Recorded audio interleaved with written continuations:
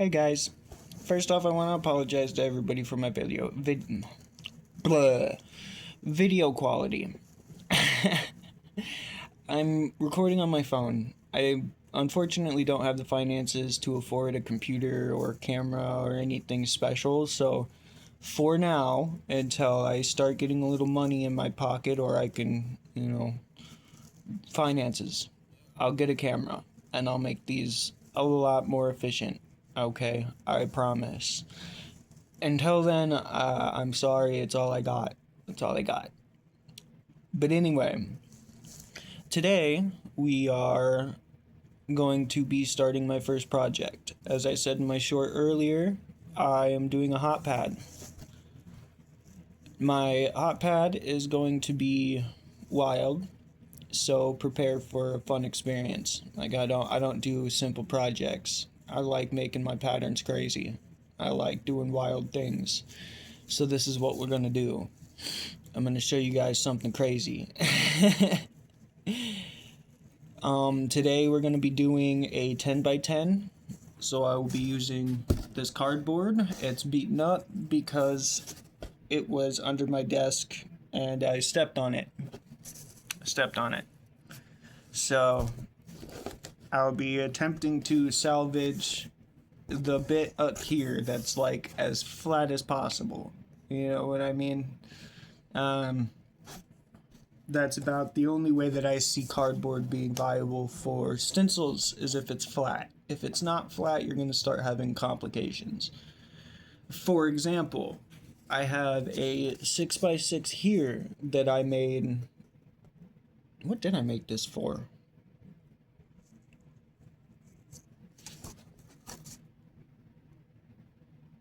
I'm not gonna lie, I don't remember. I don't remember what I made this for. But I made a 6x6 at one point for something and forgot. If I remember in this video, I'll mention it. But I forgot. I have really bad memory. I'm not gonna lie. So, I guess there's that. After we cut the stencil, me and y'all will be looking at my fabrics. And I will try to pick out decent fabrics to cut up. And that will also give you guys the opportunity to comment a fabric that you might want to see in this project. I figured that would be funner and simpler for all of us. Well, just funner, not really simpler. It does kind of complicate it a little bit, but that's okay. Personally, complications aren't too problematic for me. I work past problems pretty easy. That gives you guys the opportunity to comment a fabric that you see. Maybe I can find a way to incorporate it into the piece. You know, I kind of want this first project to be a collaboration between me and the fans that I have so far. Every project that I'm gonna do is kind of be like that. I want to be able to connect with you guys. I want to be able to actually have a support system, other than my loved ones. Granted, my loved ones love me, and I appreciate you all. Thank you. But, but to have fans would be kind of nice. It would be like, I feel like it'll help my depression and my anxiety and my antisocial issue, and maybe I'll be able to step out of this stupid little bubble I put myself in, So with all that out there, I guess here we go. I'm sorry for the camera angle. It's not great. Like I said, I'm on a phone. I'm literally propped up on my sandal right now. Like, I'll show you guys. Here, hold on. I'll show you guys. You're propped up on my sandal. So I apologize. I'll work a little harder to see if I can't find a different way of doing this. But I feel like the only way I'm going to make this work is if I have like a phone holder or a tripod or something of that sort, which I'll look into and I'll figure out how to get a hold of. But until then, this is all I got. So with that being put out there, how about we move forward?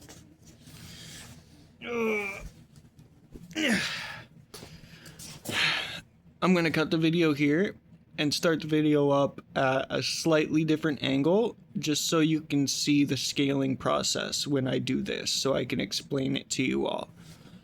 Okay, I'm cutting it now. Hey guys, and we're back. I have my tools. I have this. It's my cardboard. That's what I'm going to use. For anyone who has done sewing before, they know what this is.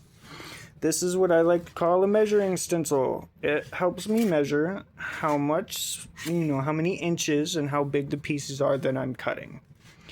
The most important part about using these is keeping them still when you're cutting. That's something I struggle with. As you can see, I'll pull out that 6x6 I just showed you guys, if I can find it. Where did it go? It disappeared. It actually just straight up disappeared. Oh no, it's underneath me. Okay. For example, on this board, this little inside square right here, this little bit here. Oh god, this is harder than it looks. Oh my gosh. Okay, anyway. Major respect for anybody who knows how to do this. As you can see, I may have messed up my 6 inches a little bit here. And it looks like at the bottom left as well. And that's because my stencil, when using it, oh god, I'm struggling. It moves, I have not figured out perfectly how to make that not happen. So, I have my rotary cutter. YouTube, please don't flag me for this. It's not a weapon, it's not a sword, and it's not a knife. This is a rotary cutter. It's a tool used for sewing. So we get our rotary cutter ready, we get our board ready, and we set up our lines. Me personally, I like to start pieces like stencils like this by finding the right spot. I need 10 inches, right? I need 10 inches. So I'm gonna just cut a straight line across this edge here. And that's going to allow me, if you line up, see how my 6s are lined up almost perfectly? That means that I can then come here, and I like to do it like this, because so far this has worked best for me. I put one knee on this side, right, and I put another knee over here, and that holds it in position.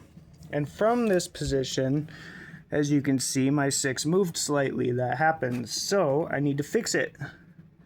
Get it lined up real good. Get this side lined up in the same spot. Then you take your rotary cutter and boom. You now have a flat surface on this cardboard. Also, I think I just gave myself a cardboard cut. Ow! Help. Anyway, then what you can do is take your flat line, line it up with your edge here,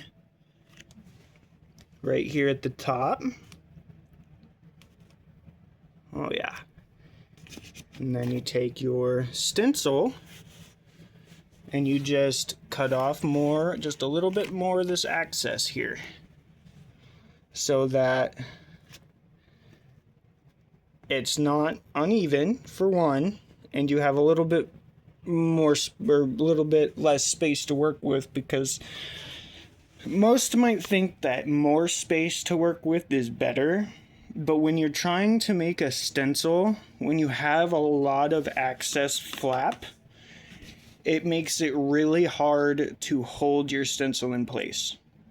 Like, as soon as I touch this stencil, it's going to move a millimeter, just because this extra flap is out here. I know that's kind of weird and hard to explain, but it's just the way it works. Physics are odd.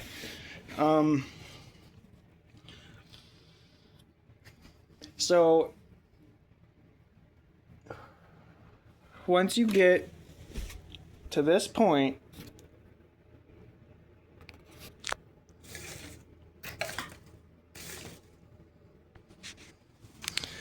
anyway, once you get to this point, you line up your next side. Please don't mind my mess, guys. I'm just a man. I'm just a man. You're going to line up your side. I'm going to use the 14 line here. You can see it better on this side. But it doesn't matter what line you use. All the lines are straight. As long as you have a straight line and your edge is lined up real good down here. See how my edge is lined up like right on this last edge right there? That's exactly what you want. If you don't have that lined up, your edges are not going to come out clean at all. Nada.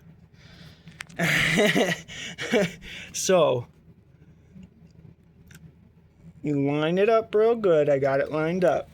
I'm gonna put my knees on the plastic here, on my stencil, my measuring stencil. I'm going to take my rotary cutter, do the same thing I did with the last one.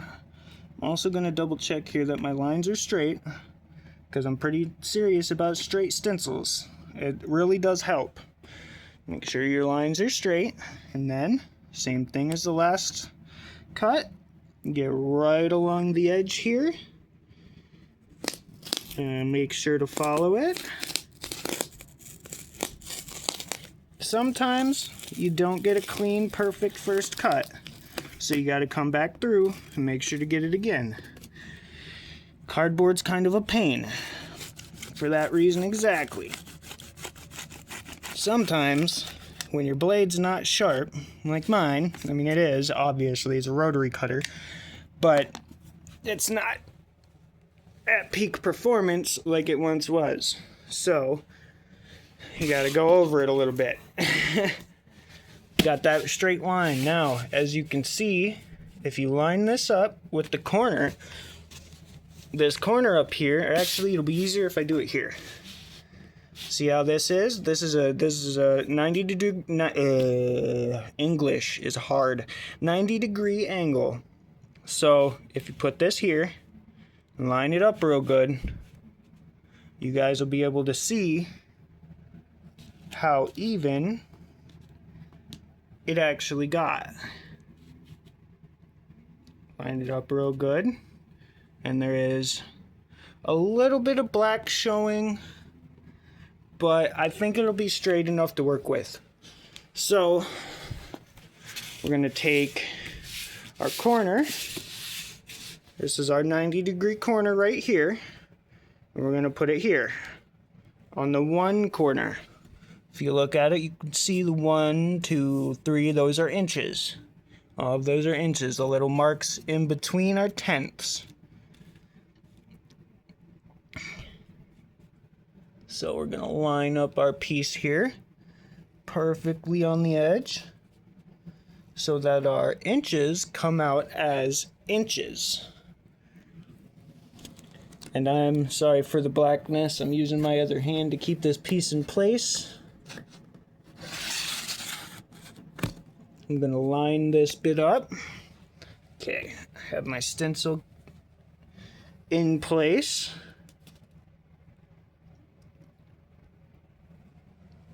This is taking a lot longer than I thought it would, but it's a lot harder with only one working hand, so I apologize, guys.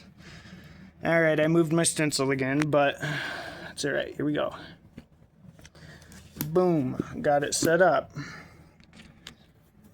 Nice and easy. Make sure all my lines are lined up. Yep, all my lines are lined up. So we're going to pop our rotary cutter out. And we're going to... Ooh, focus in for me, will ya? Cut our beautiful little line right here. It didn't cut all the way through, so we're going to have to go through it one more time. Okay, it still didn't go all the way through, so we're going to go through it one more time. Sometimes cardboard can be a real pain in the ass. But that is because it's hard material. I mean, it's not steel, obviously, but it's decently rough material. So it stays firm. That's why I personally like using cardboard for stencils. It's cheap, it's easy, and it just makes it work. However, I will put it out there for everyone who, does so and they do it like professionally and on another level than me. Obviously, you probably already know there are literal stencils out there in measurement. Like, you can get full 6x6 stencils, 10x10, 12x12. You can get 13x10. Any like, it just matters on where you go to find them. You can find any stencil you want. You just got to know where to go. Amazon has a pretty good selection. So when I get money, I'll probably personally end up investing myself in some literal stencils, just simply so I don't have to keep burning through cardboard, Don't get me wrong, it works, and it's a good temporary fix, but, like, it's bad for the environment. And I'm not necessarily an environmentalist, but I definitely got stuff to say for people who litter. I definitely got stuff to say for people who waste their resources and don't, take care of the things around them. Because it's all a responsibility that all humans have. All right, back at it. We got our line up. We got our 10 to 10. That means, here, I'll move this way. We got our corner all the way down to our line even. And we got our stencil lined up with our 10 on this side. Real nice, actually, I might add. And our 10 on this side is slightly under. So what we're going to do is push it up just a tiny bit. Boom. Perfect.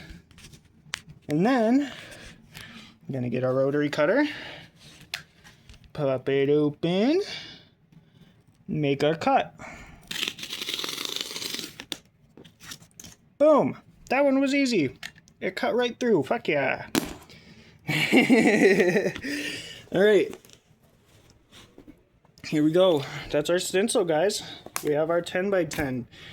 Now, you don't necessarily have to follow this trick, but I have markers that I use to mark my stencils. We'll just use the normal Sharpie. And what I like to do to remind myself that I am using the right stencil is to write my measurement, 10 inches, and an arrow, so I know that this side is 10 inches. On the 6-inch one, you guys may have noticed that I did that on all 4 sides. I've realized that is, efficient, but it's not. Like, it's not as efficient as it could be. Sorry about the finger. Did not mean to show you guys my fingerprint. This side was also 10, because we measured a 10x10, so we're going to do 10 inches. And an arrow. And now we know that this side and this side are 10 inches. And this side and this side are 10 inches.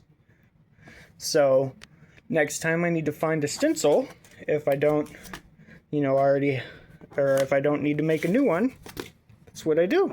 Boom, right there. Our 10x10 stencil has been cut. Now we can move right along to picking fabric. So what I'm going to do is move all of this out of the way. And I'm going to cut, flip over, say hi, and cut again, and then get my fabric ready. And we're back.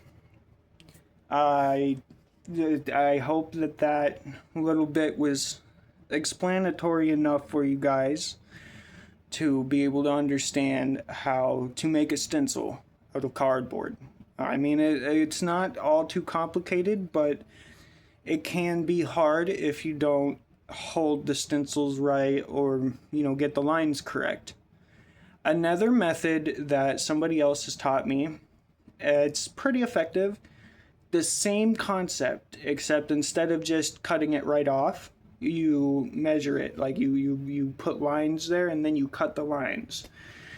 In my personal experience, I find that a lot harder, like a lot harder. So I just do the cut right away. Yeah, I don't know what else to say on that topic. If you guys have any more questions or anything that you don't understand fully, please by all means let me know, and I will try to answer your questions. If I don't know the answer to your questions, I will find the answer to your questions, okay? That's my dedication here to my fans. Anyway, I'm going to cut again, and I'm going to get my fabric laid out on the floor. When I come back, I will go through my fabrics, and I'll try to explain what these fabrics are, what they're used for, yada yada yada, and we'll go from there. All right, see you guys in a few. All right, guys, and we're back. It's been about 5 minutes since I cut off the video earlier. Took me that long to get all my scraps out. Here we are. So I'm going to give you a big old overview. We have jeans, old scraps that I've used on old projects. I won't lie, some of them came from like scrap packages from like Ross and Goodwill and the thrift store, because personally I like taking those scraps, because I mean, if I don't, they're just going to sit there and not get used, you know.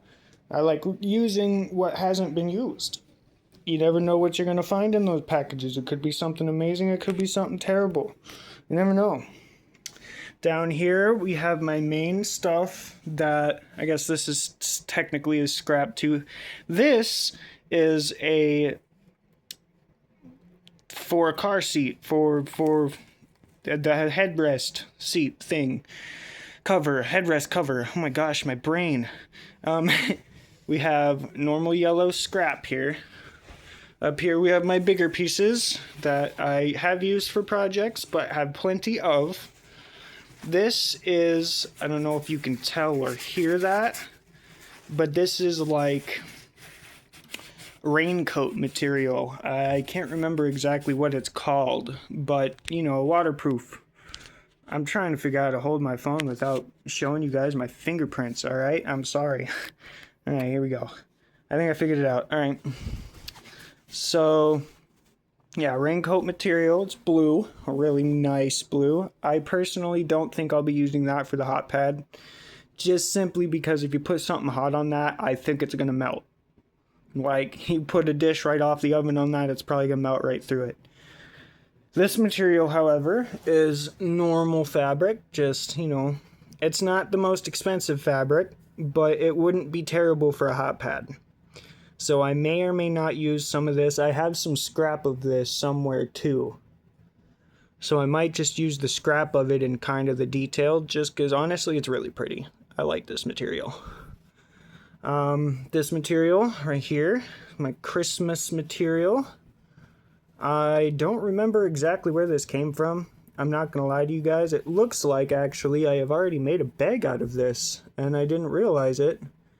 And I must have messed up a seam at some point, or it must be tearing. I think this is actually a repair project. Sorry for putting that out here.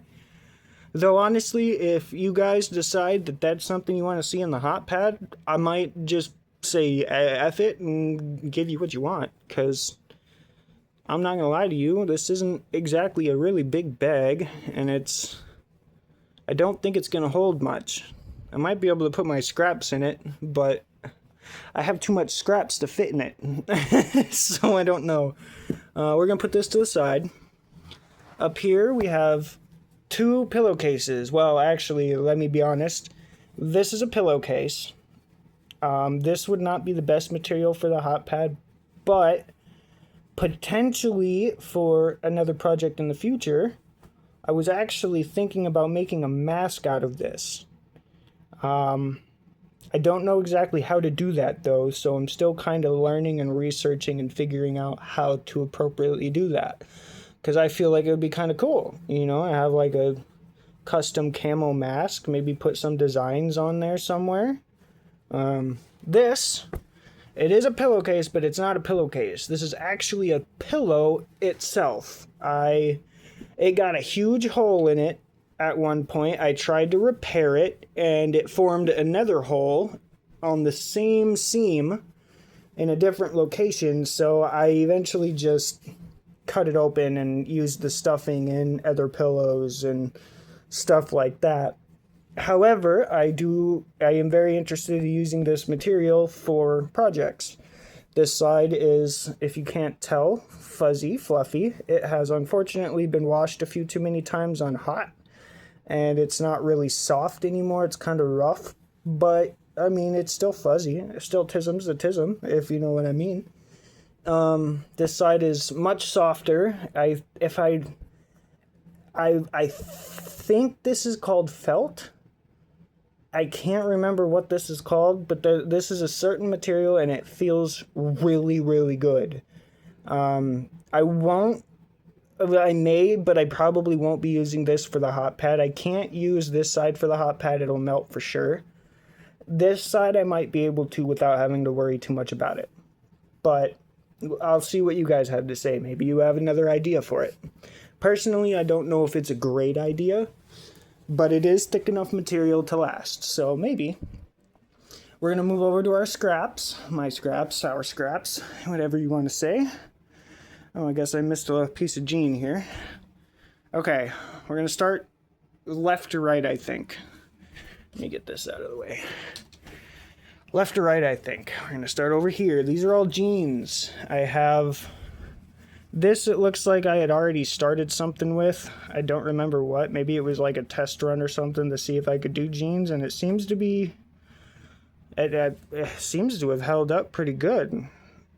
I don't see any missing loops or anything, so there's that. I'll just set that to the side. We'll focus on these. These are all jeans. This and this are the same color.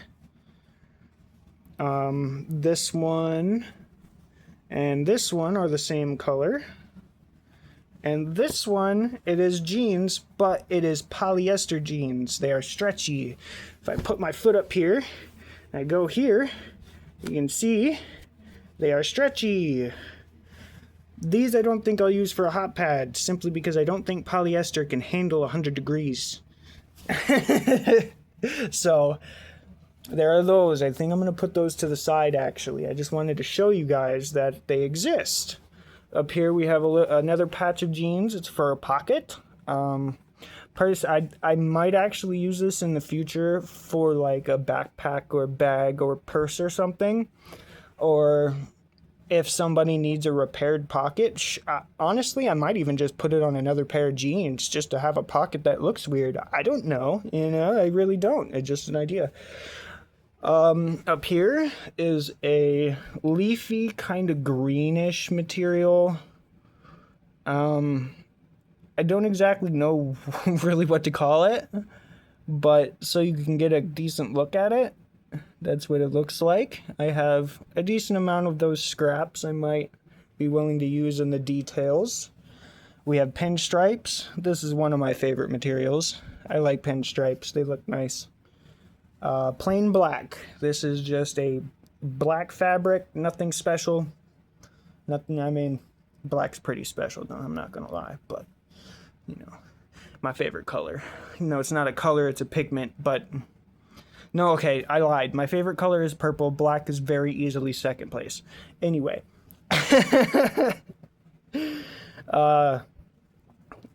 Fallish material, like Thanksgiving, is a decal design on it. I believe I got this from one of those scrap bags from a thrift store too. And I also believe I've used this material in a bag in the past, and I gave it to a friend of mine. There's that. This is a very small piece. I could use a strip of this in the detail just to kind of add some pizzazz, but personally it might not be enough. If you guys think that this might look good in the design, please by all means let me know, and I'll try to figure out something from there. But it's really just a small, like 4x5 piece. It's not even, it's usable but not usable in most projects. I have another small piece here and here of the same material. This one's kind of harder to see. Let me get it nice and close. Let me get these strings out of the way so you can actually see it. Sorry about that. Let's see, so you see there's white leaves on there, so it's kind of like a tan with a very slight white leafy design. Sort of like fallish, I suppose, a fall weather kinda. Another piece that I had cut out for something, and I don't remember what. I don't really need to get too close to this one. I think you guys can see that one pretty good. It's pretty vibrant. This is probably one of my favorite materials too. It'd be really good for a hot pad. I just don't think this is going to be large enough to make a full side, so I'll have to design it. This piece, another one of my favorite fabrics. Just the fabric itself is super thick. I don't even know what it's called. Like, I don't even know the brand name. I'd shout out the brand, to be honest, but I came from a scrap pack, so kind of hard to do that. If you can't tell, you can tell pretty well. Get a little closer. These are pumpkins. Little multicolored pumpkins along the whole thing in stripes. Not quite pinstripes, but stripes. I think it looks good. I might use that in the hot pad. I'm not sure. This bit is brown and checkered. Polka dotted. Sorry, it's like plaid material almost. It's thin. It's thinner than plaid, but it's like, I don't know for sure how to explain this one. It's thick, but it's not thick. Like, it feels thick and rough, but it's not thick and rough. It's actually really soft. All right, next one. This one is also one of my favorite designs. That darker color gray with the natural wheat leaves and stuff in it. I think this is a really cool pattern, and I think I might actually incorporate this in the hot pad. So that's my choice. I'm going to choose this one as part of the hot pad. I'm going to put this one up here. Out of the way. We are going to move on to these little bits. I already showed you the yellow scrap. It got mixed in with my larger pieces. It's literally just a really vibrant yellow. I don't even want to put that in the camera because it's super bright. It's like reflecting my light. And I'm not focused again. Come on, focus in for me. Thank you. This is another just plain black material. On the other side, however, there is a little bit of, as you can see, like gray tie-dye pattern, kinda. And I think it might be nice to put a strip of that on something someday. Same material right here, just a different material. Same black, same design, same pattern. You can see the slight bit of tie-dye in it, but it's a different fabric. Like, I don't know. I think these came from a scrap pack too. Somebody must have bought two different black fabrics and used them in the same project, and then, yeah. That goes with this. That's up there. I'm going to move on to these. These are my old socks. I just wanted to make a point to anyone who sews out there. If you have socks, clothes, jeans, shirts, anything fabric, you can reuse that in your projects. For all you weebs out there, yeah, Naruto's my shit. Who's your favorite Naruto character? If you say Naruto, never mind, I'm not going to judge. That's not right. We're all friends here. I'll let you guys in on the secret. My favorite Naruto character is one that's only seen in, like, I think it was like 4 episodes. And that is the reincarnated Minato. And personally, I just feel like his aura is much stronger than anyone on that battlefield. Like, he's just broken. Anyway, I have a white sock, 2 blue socks, a bunch of black socks with patterns. This material, as you guys have all figured out by now, I'm sure, except for this, I don't think this one's very good, but I could potentially use this for a hot pad too. So, whatever you guys decide, we can work on it.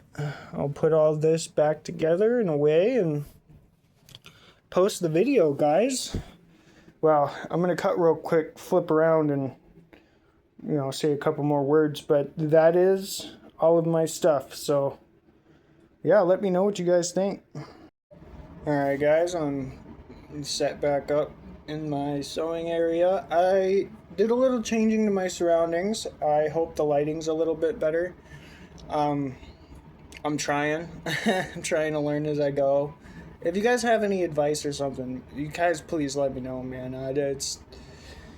I take collective criticism quite well, so I just want to make sure I'm doing this the best way I can and making sure you all get the kind of content that you came to this,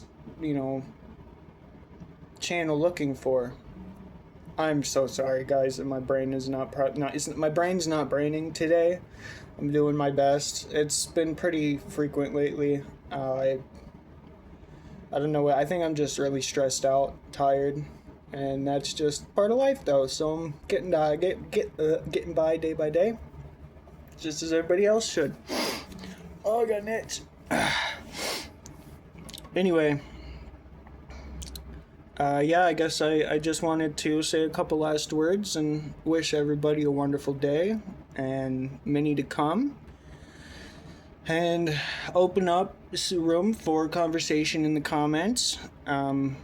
Like I said before, if you guys have any, comments or questions or whatever, please feel free to ask. I will be as open and honest as I can on social media without giving away any extremely personal information, because, yeah, we are all very well aware of how dangerous social media can be in some situations, so I'll do my best to give you the best answers. Excuse me.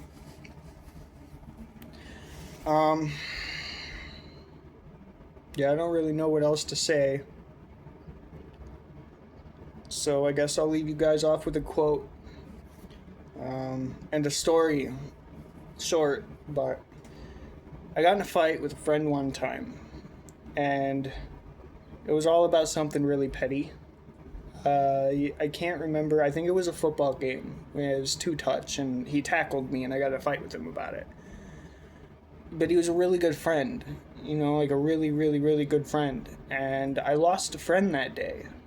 And it was all because I got angry and said something that I just shouldn't have said. It just wasn't okay to say. It wasn't my right to say it. It wasn't my place to say it. And that's not okay. It's not acceptable behavior. So I don't blame him for walking away. You know what I mean? That's totally the way it is. But the quote that I want to add to this story it's pretty simple. I can't quite remember who it was that said this. I did at one point remember, but I can't remember now. So if they happen to see this video, I apologize for not putting your name in it. Yeah. But it is yours. It ain't my saying. It's all yours. It's all your quote. But the quote is, "An angry speech is the best speech to ruin the rest of your life." And it's not wrong. Like, one wrong sentence, one angry sentence, you could lose your job, could lose your home, could lose your car. Just saying the wrong thing at the wrong time to the wrong person simply because you're angry at them it's not good. It can harm you as much as it could help. And honestly, it could probably harm you more. So, my advice for everyone in that sense, before you speak, always think. It's important. Because the words you say have a huge impact on the people around you. Much love. Have a wonderful day, guys, and many to come. Take care.